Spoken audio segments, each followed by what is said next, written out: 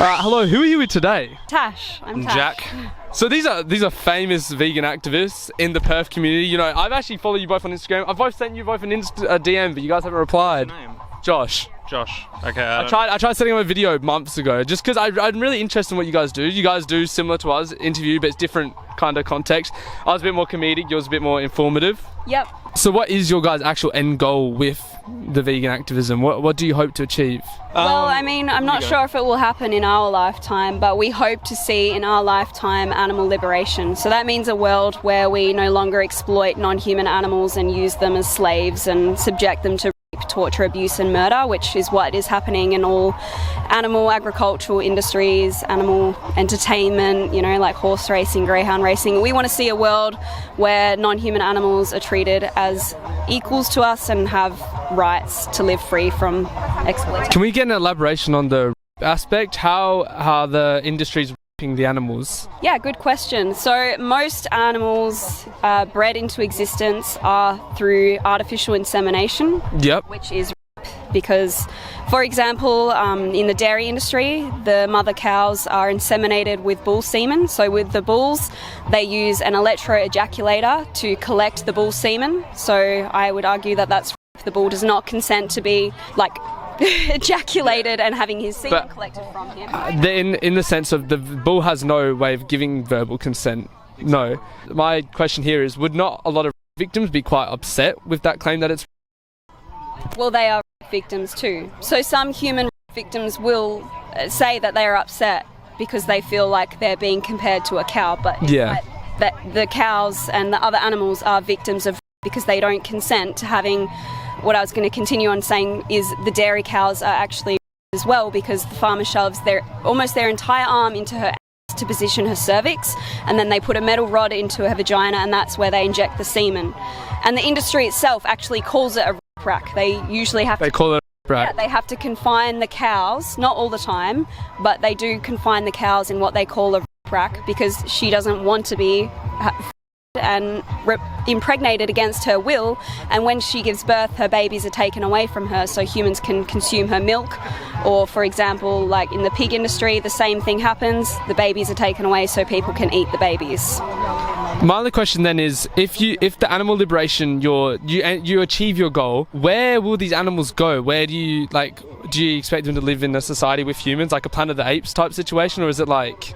Where do you expect these animals to go? Like people without looking after them and stuff like that. So if people aren't paying for them to be bred into existence anymore, supply and demand, if we're not putting money towards these industries, farmers won't be them into existence. So there's around 80 billion land animals murdered every year, up to 3 trillion when you include marine life. So simply, we just won't have 80 billion land animals roaming this earth, which would be far better for the planet and for those animals. Another question, I've seen some things online, and to my understanding that to harvest crops and stuff, there's something called, what was it called? Micro-agriculture or something like that. And the understanding was that what animals to you guys are the ones that you guys decide are worth saving in comparison to the animals that die for the harvesting of crops? So veganism is against animal exploitation, so violating the rights of other animals. We're talking about the enslavement and forcible impregnation of animals and then sending them deliberately to a slaughterhouse. When we're talking about crop deaths, it's not ideal. It occurs in both plant agriculture and animal agriculture because most of the world's plants are fed to animals, right? Yeah. So when we're talking about crop death, it applies to both people, except vegans are responsible for far less crop death. But the main difference is a non-vegan is responsible for enslavement, torture, abuse and murder. So you have a dog here, obviously. What's your dog's name? Monty. Is your dog Monty, is Monty a vegan? Yeah, he's a plant-based dog. Yep, so he's been plant-based for probably over 6 years now. 6 years. And is Monty healthy and... Yeah, he's turning 13 in August. He's 13. Running at the beach every day. He can actually surf by himself. He can surf? Yeah, he can. That's interesting. I know, he can. And look at him, he's super healthy. In fact, scientific evidence is showing that dogs on a plant-based diet can actually experience lots of health benefits from a plant-based diet. Another question here. How would you guys... So can you give me a demonstration of how you guys would act, come and preach to us, if that makes sense? Like a demonstration of your activism. Well, I mean, we do so many different forms of activism. So if it's going to be a disruption, then, you know, we're going in and and speaking out loudly to create, you know, a disruption and grab media attention. But we also go out and interview people, as you know. Yeah. Kind of depends. I've seen some of that. There's a time and place to do a disruption. Yeah. But yeah. So I'm taking this off. It's so hot. Yeah. I look like I'm dripped in sweat right now. I can feel my heart palpitating. I think to a certain extent though, what is the purpose of these animals but not to eat? Like, What do you mean? Who decided on that purpose? I think, but then even humans, we work, we have our purpose in life, we create something, we do something. A chicken is good for meat, eggs, like that is its resource that it provides. Yeah, you could be good for meat too. I could be good for meat. And I mean, if someone wanted to eat me... I don't chop you up. What's the reason I don't chop you up? Ethical. Yeah, but what's the ethical reason? What do you think the ethical reason is? Why would it be wrong if I murdered you? Because I have my own free-forming thought and will, and I'm a citizen of the country, and I live and work. And so if someone wasn't a citizen of the country, it would be okay? No, not what I'm saying at all. Do you think it really comes down to the fact that you deserve the right to life? You've been given this life and it would be really horrible if I stole it from you? Yeah. So why is it not wrong to steal the life from other animals? What's the difference? Because my only sense is that humans are different animals. We are an animal at our core. We're a higher level of being. It's the food chain. We are top of the food chain, and these animals come below us in a certain sense. I think it's a big difference. Like, it's like describe the difference. What's the difference, man? Humans, like, obviously animals are sentient. They have their own thoughts and free will, but at the same time, animals don't have that level of thinking that we do, where they can form. They might not. There are other humans that don't have your level of thinking, do they? But I wouldn't chop their head off. So what's the significant difference? What justifies it for animals but not you? That humans are... We're top. I think it always comes down to we're top of the food chain. It's become this way, you know what I mean? Does that really give you a right to kill someone just because you're above them in a food chain? You're not even a part of the food chain. You go to a supermarket, I presume. Yeah. Yeah. I've never killed an animal in my life. Yeah. But it also comes down... Well, you've paid for other people to do it for you. Yeah. It's on your behalf. It's like paying a hitman, isn't it? Yeah. Yeah. How do you guys feel about the vegan imitating products, of imitating meat? Do you not believe that that's also an unethical thing if you guys believe that meat is bad? Like, is that not promoting meat? I'll give you an analogy to help you out. I could tell you the straight answer, but I want to ask you, have you ever played a shooter game? Have you ever shot? Yeah. Would you shoot people in real life? No. So why do you do it on a game? Why is that okay? Because it's fun. Because you're not actually murdering real people, are you? No, I'm not killing someone. It's the same reason someone. we eat fake meat, because we're not murdering real animals. Yeah. Yeah, there you go. So is that how you guys feel? You don't? Yeah, we didn't go vegan because meat tastes good, or meat tastes bad.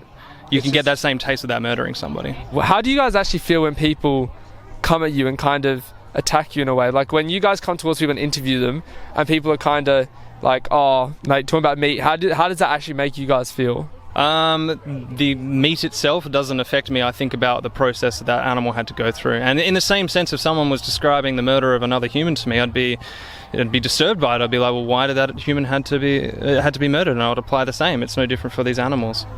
Yeah. So of course I would be upset. What did you guys' thoughts on putting down an animal if it is sick and stuff? Do you still believe that's inhumane, or do you believe that's the most right thing to do? I'll let Tash answer it.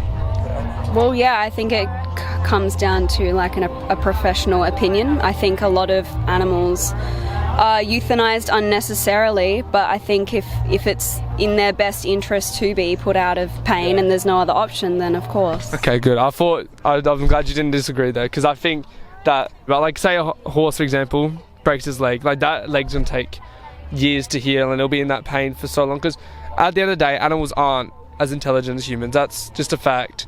And the animals don't know, like, obviously if we have a broken arm, we're not going to play with it and do things with it, whereas a horse doesn't know that, and they're going to try do stuff with it, you know what I mean?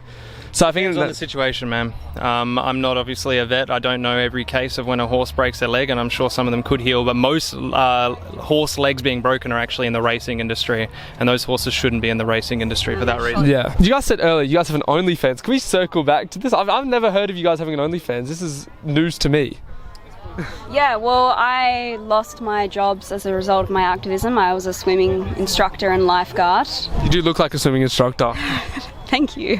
And yeah, so I tried to find another way of earning income so I could become a full-time animal rights activist. So OnlyFans was kind of the option for me. Do you help out? Yeah. You help out? It's a team effort. It's a team effort. That's interesting. Is there any elaboration on that? Or is that... People have to find out. You have to pay to find out. How much? I don't know how much it is, to be honest. Like a few bucks or something. Yeah. How many subscribers are there? I mean, it varies because it's like a monthly Yeah. Average, would you say? 2,000 at the moment. Yeah, probably. It's not bad for money though, is it? It's more than You guys enough. getting millions of views on YouTube as well. I saw you got like 40 million in a month. Yeah, well, since January I got 35 million. Yeah. That's not bad at all. Mostly through shorts. Yeah, that's what we do. I think we've got last month 42,000. Awesome. I think that's what it was. Really but we just do like comedic videos. You guys doing something different. I think your content really sticks out to people because people like to. I think there's a lot of commentary on your content, which is interesting to me. Sure. How do you guys feel when you watch these videos? Like Isaac Butterfield, like I do like Isaac Butterfield, but like when you watch his content on you guys. Oh, just on us specifically? I guess Tash can comment on that because it's always aimed at her. I mean, I think it's great that he's talking about me, which starts the conversation about animal rights and veganism. And we've actually had a sit-down podcast. Yeah, I saw that. Isaac, and you know, he puts on a character when he does those videos. Like, he was kind of just your average kind of guy, invited us into his house, and he was really kind. It's just that we have that slight disagreement in our views, but at the end of the day, like he said he's against factory farming of animals, but he openly supports factory farming, that most animals are factory farmed, and he says he's against animal cruelty and abuse. So really our views aren't that different. It's just about him. He needs to align his actions with his values. Do you think Isaac Butterfield should go vegan? Absolutely. I think he's been a closet vegan. Here's a question. Do vegans hate vegetarians? Don't hate anybody necessarily. It's like a war. We do. It's like a war, like broccoli and stuff's thrown. It's like broccoli and cheese and all sorts. Vegetarians are responsible for the exact same atrocities that that just meat eaters are, because the dairy industry, like I said and we showed, it literally is the meat industry. So yeah, they all go to a slaughterhouse. So is my thing right? Is there like a war with the vegetarians? Like, is there that'd be sick if you guys met up all in the middle of Perth City. If I set this up, would you guys do this? Like, that'd be a really fun time. We would do debates. That'd be sick. That would be sick. Imagine like we've got baguettes and like broccoli and just throwing it at each other. That'd be fun. Yeah, we'd be down for that. Who's the head of Rockingham? Not Rockingham. Perth. Who's the premier? Basil Zemplis. Basil Zemplis. Let us have a war between vegetarians and vegans in the city. It would just be kind and debateful. There'll be broccoli for everyone, free broccoli, and whoever loses has to be pelted with it. And that'd be a good video as well. Yeah, it would be. For your guys' channel as well. We could set this up for 100%. I just don't know any vegetarians. That's my only problem. I know no vegetarians. And neither do we, luckily. Luckily. That's throwing shade. You better watch out. That'll be a broccoli to the head, I swear. So have we got a vegan candy here? What is this? The Coke bottles. How do you have a vegan Coke bottle? Like, what is not vegan about Coke bottles? Like gelatin. Gelatin is in non-vegan lollies, which, do you know what gelatin is? Isn't it like crushed up bugs or something? Bones, cartilage and stuff like that. Yeah. I don't like Coke, so it's literally the equivalent of a non-vegan version, just without bones and cartilage. I don't know if I like Coke, so I don't know how this will go. What do they replace the gelatin with? I'm not too sure. I mean, you could probably have a look on the back. Oh, it's sour. Yeah. I think it's cornstarch. I still don't like Coke. We're gonna try a vegan marshmallow. Alright, you ready? You ready? I've noticed something about the vegan substitutes. I think the substitute for gelatin tastes a bit too essential oily. It does taste like what I'd imagine like drinking lavender essential oils would taste like. You know what I mean? And like it just has that kind of oily, floury taste. I don't know how to describe it. Well, you're gritting your teeth. What do you reckon about that? I find them pretty yummy. I mean, I'm not saying they're bad. They're not bad at all. I've just noticed like it has like a slightly different taste. Compared to beef gelatin. Yeah. It's a plant-based gelatin, so Yeah, I know. it won't have that beefy sort of flavour. Yeah. I've never noticed a beefy flavour. Just I've noticed a slight like it tastes more oily. Like Beef has more oil in it. Yeah, I know that. I know it's weird. It just it tastes like essential oils. I don't know how to describe it. Just like. No, essential oils. I think you need to try some more essential oils. I've never ate an essential oil. You better try then. It tastes like what the smell of essential oils is. Can you say it tastes like an essential oil if you've never tried an essential oil? I mean, like the smell of essential oils. That's just different to a taste. No, I'm not. I don't really want to drink an essential oil. That sounds scary.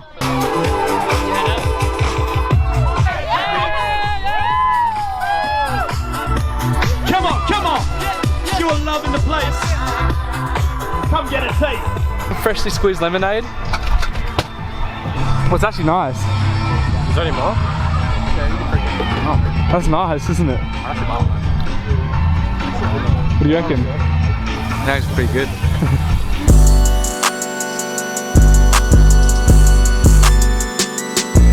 Subscribe to Gary Barry.